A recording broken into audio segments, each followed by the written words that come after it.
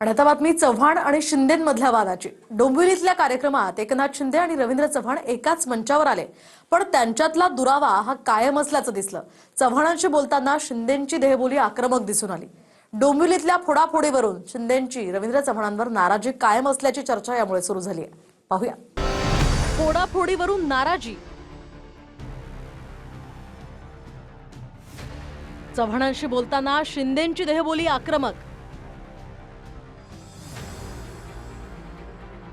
नगरपंचायत आणि नगर परिषदांच्या निवडणुकीच्या काळात ठाणे जिल्ह्यात भाजप आणि शिंदेंच्या शिवसेनेत फोडाफोडीवरून नाराजी नाट्य पाहायला मिळाले। आता याच फोडाफोडीनंतर उपमुख्यमंत्री शिंदे आणि भाजपचे प्रदेशाध्यक्ष रवींद्र चव्हाण पहिल्यांदाच एकाच मंचावर दिसले। एकाच मंचावर चव्हाणांशी बोलताना शिंदेंची असलेली आक्रमक देहबोली चर्चेचा विषय ठरली आहे।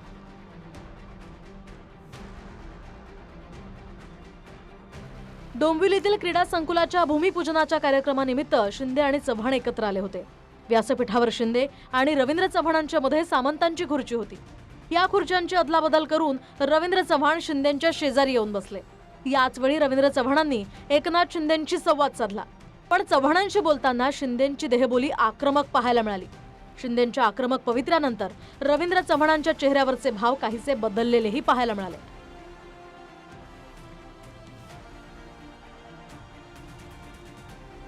या कार्यक्रमातला हा प्रसंग सध्या राजकीय वर्तुळात चर्चेचा विषय बनलाय। तर याच कार्यक्रमात उपस्थित असलेले कल्याण डोंबिवलीचे खासदार श्रीकांत शिंदे यांना शिंदेंच्या भाषणावेळी बोलावून रवींद्र चव्हाणांनी चर्चा केली आहे। याआधी उदय सामंतांनी आपली खुर्ची रवींद्र चव्हाणांना एकनाथ शिंदेंशी बोलण्यासाठी दिली होती। या बाबतीत तुम्ही त्या दोघांना विचारलं तर बरं होईल ना, कारण शेवटी आता कार्यक्रम झाला कुठं, ह्याच्यात कल्याण डोंबिवलीमध्ये। आम्ही होतो मतदारसंघामध्ये। सगळ्यांची संध्याकाळी चहापानाच्या कार्यक्रमावेळी मंत्रिमंडळ बैठकीची वेळ भेट होईल। मग ज्यावेळी चर्चा रवींद्र चव्हाण साहेबांची माझी होईल त्यांच्याशी बोलतो आणि सांगतो। नाही असं काय नाही, ते चालत राहते राजकारणामध्ये। कोणीतरी पक्षाला काम करावं लागते सगळ्यांना पक्षाच्या हिशोबाने, परंतु महायुती भक्कम एकताकदीने एकत्रित आहे। तर दुसरीकडे डोंबिवलीतील निधीवरून एकनाथ शिंदेंसमोरच रवींद्र चव्हाण आणि श्रीकांत शिंदेंमध्ये जुंपल्याचंही दिसून आलं।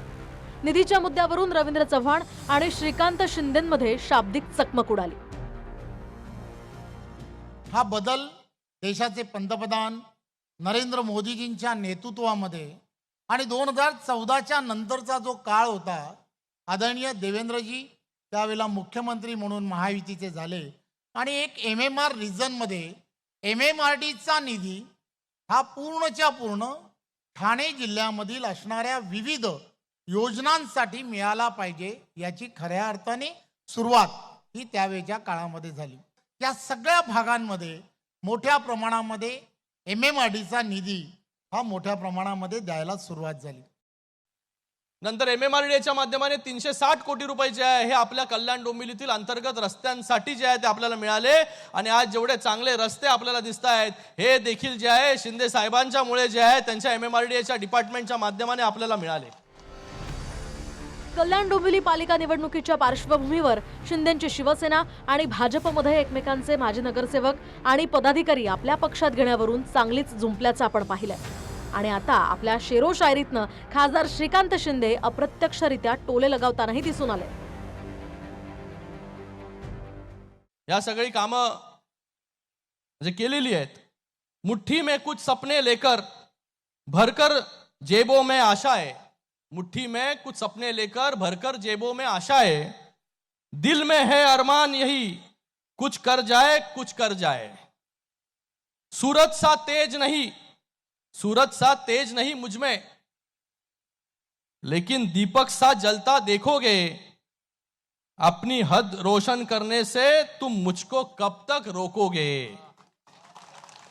खूप अडथळे आले, खूप लोकांनी टीका टिप्पणी केल्या, खूप जे आहे खड्डे खोदायचं काम केलं, पण कधीच जे आहे खड्ड्यामध्ये जे आहे पडायचं काम जे आहे डॉक्टर श्रीकांत ज्यांनी खड्डे खोदले त्यांचं काय झालंय तुम्ही बघितलं। या कल्याण डोंबिवलीमध्ये नेहमी जे आहे हे विकासाचं राजकारण जे आहे करण्याचं काम मी केलं। या पुढे देखील जे आहे हे विकासाचंच राजकारण जे आहे हे आपण केलं पाहिजे। भाजप आणि शिंदेंच्या शिवसेनेत बॅनरबाजीवरून स्थानिक पातळीवर वाद रंगल्याचंही पाहायला मिळालं. चव्हाणांच्या कार्यक्रमाच्या बॅनरवरच शिंदेंच्या शिवसेनेकडून बॅनर लावण्यात आला.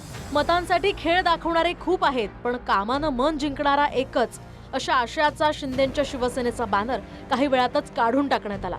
तर श्रीकांत शिंदे हे विजन असलेले खासदार असल्याचं म्हणत उपमुख्यमंत्री शिंदेंनी त्यांचं कौतुक केलं. कामामध्ये कॉम्पिटिशन असले पाहिजे, कामात स्पर्धा असली पाहिजे.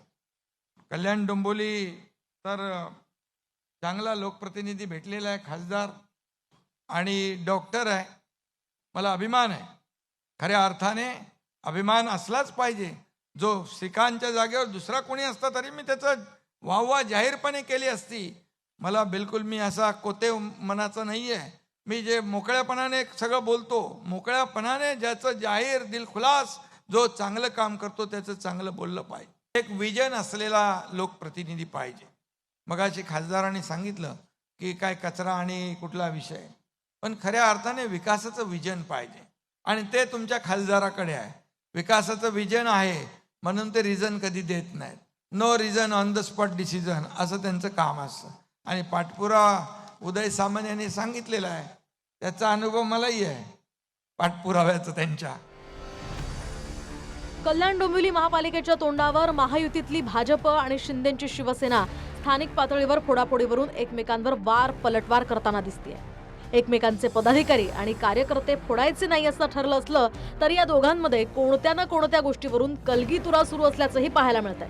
त्यामुळे कल्याण डोंबिवली महापालिकेवर नेमकं कुणाचं वर्चस्व राहील हे येणारा काळच सांगू शकणार आहे.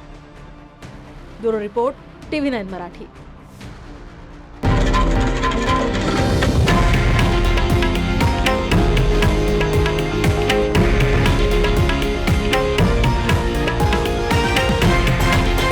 हे आहे देशातील नंबर 1 न्यूज नेटवर्क आणि आपण पाहत आहात TV9 मराठी, एकमेव.